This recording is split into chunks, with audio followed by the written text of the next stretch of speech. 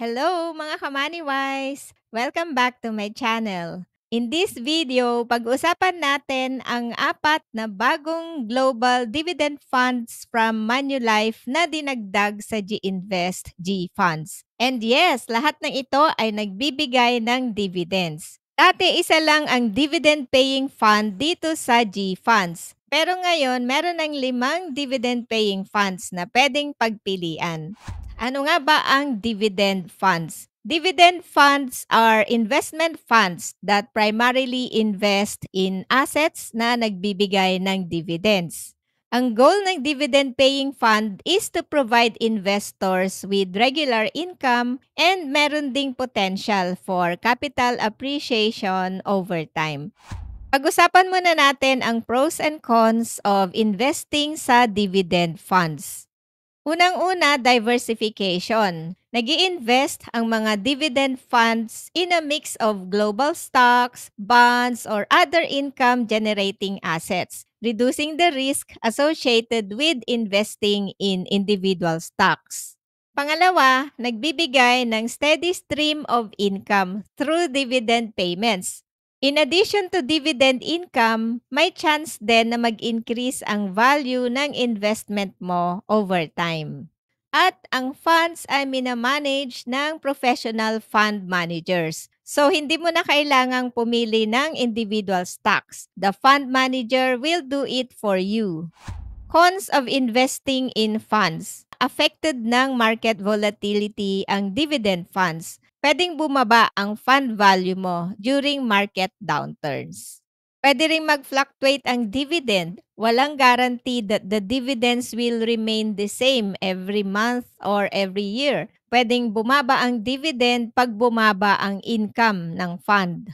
Merong annual management fee. Pambayad ito sa professional fund manager na nagmamanage ng fund.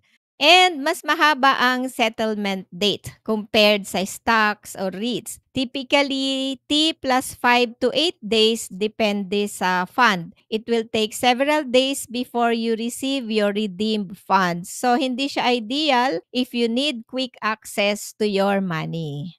So now, let's get into the specifics. Ito ang apat na bagong Manulife dividend-paying funds sa G-Invest G-Funds. Lahat ng ito ay feeder funds. Ibig sabihin, nag-i-invest sila sa mga international funds na minamanage ng Manulife. Let's start with Manulife Asia Dynamic Bond Feeder Fund. This is a fixed income fund with a risk rating of aggressive. Suitable ito for investors with aggressive risk profile. 1,000 pesos ang minimum amount to invest, minimum sell order, and minimum maintaining balance ay 1,000 pesos din. Trust fee is 1.5% per annum. Naka-incorporate na ito sa NAVPU. In terms of portfolio composition, 100% ng pera sa feeder fund ay naka-invest sa Manulife Global Fund, Asia Total Return Fund. Naka-invest ang mga funds sa mga fixed income instruments gaya ng treasuries which make up 54.64% ng fund. It also includes different types of corporate bonds. 30% of the fund naka-invest dito. And also invested sa other government-related securities. Sa top 10 holdings, the fund is heavily invested in Asian government bonds in India, Indonesia, Korea, and meron din sa Philippines. Ang largest holding is a US Treasury bond at 6.58%.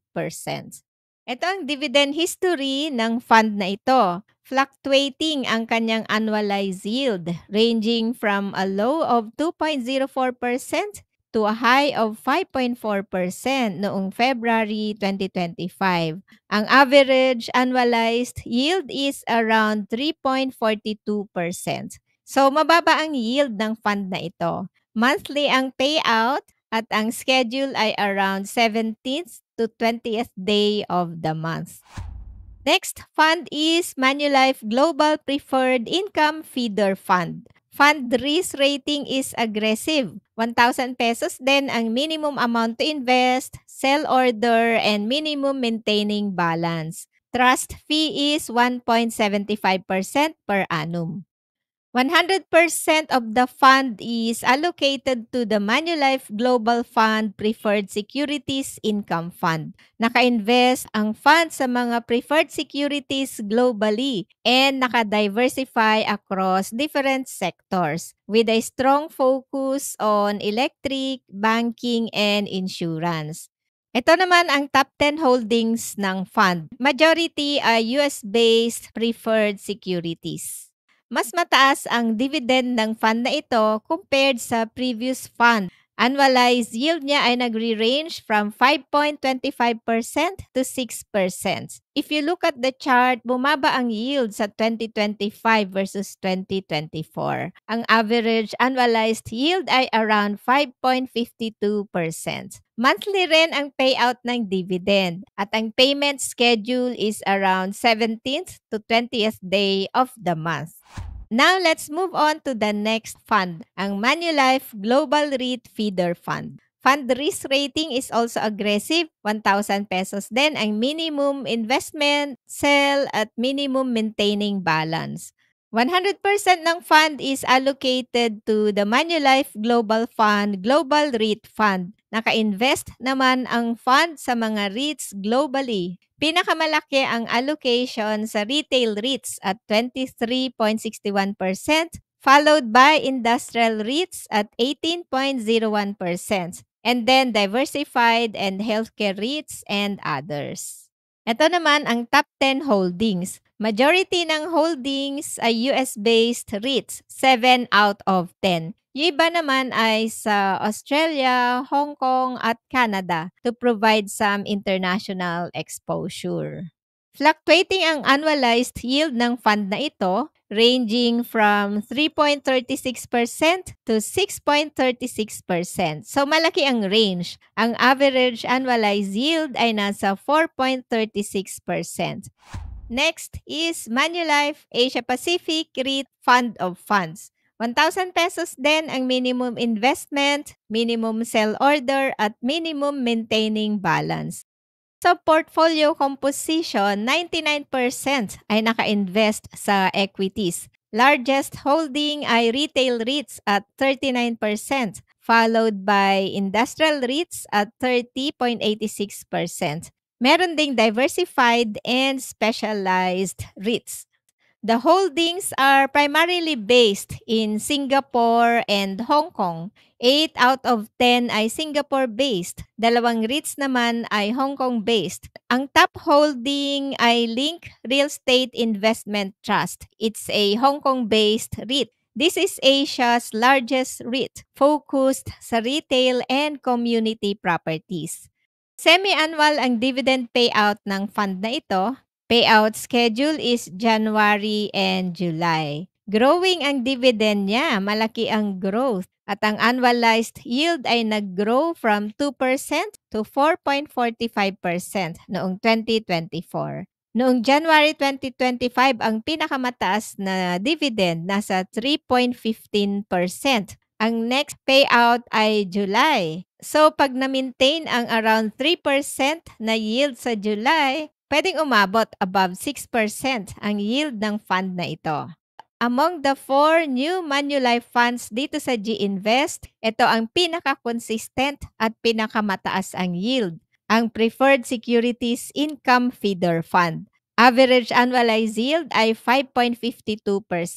Net dividend na ito, wala nang mga fees na ibabawas.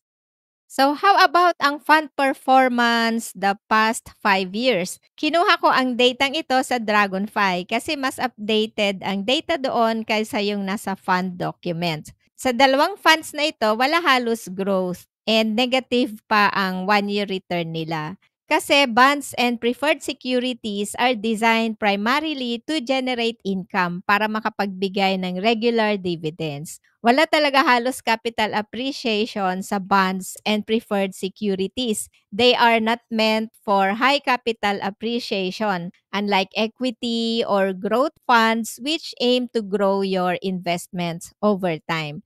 Ang dalawang REIT funds naman, hindi rin masyadong naging maganda ang performance over the past 3 to 5 years. Pero may recent improvement ang Asia Pacific REIT Fund of Funds. Past 1-year growth is 6.36%. In summary, ang mga funds na ito are mainly for dividend investing. If we compare yung apat na Manulife funds with ALFM Global Multi-Asset Income Fund, better pa rin para sa akin ang ALFM Global Multi-Asset Income Fund kasi mas consistent ang monthly dividend distribution and mas mataas din ang annualized yield. Average yield niya is 5.93%. Sa performance, hindi rin ganun kalaki ang growth which is expected kasi this is a balanced fund. Pero positive naman ang compound annual growth rate over the past 3 years. I hope you found this video helpful. Like and share na rin para makatulong din sa iba. Follow me on Facebook for more updates.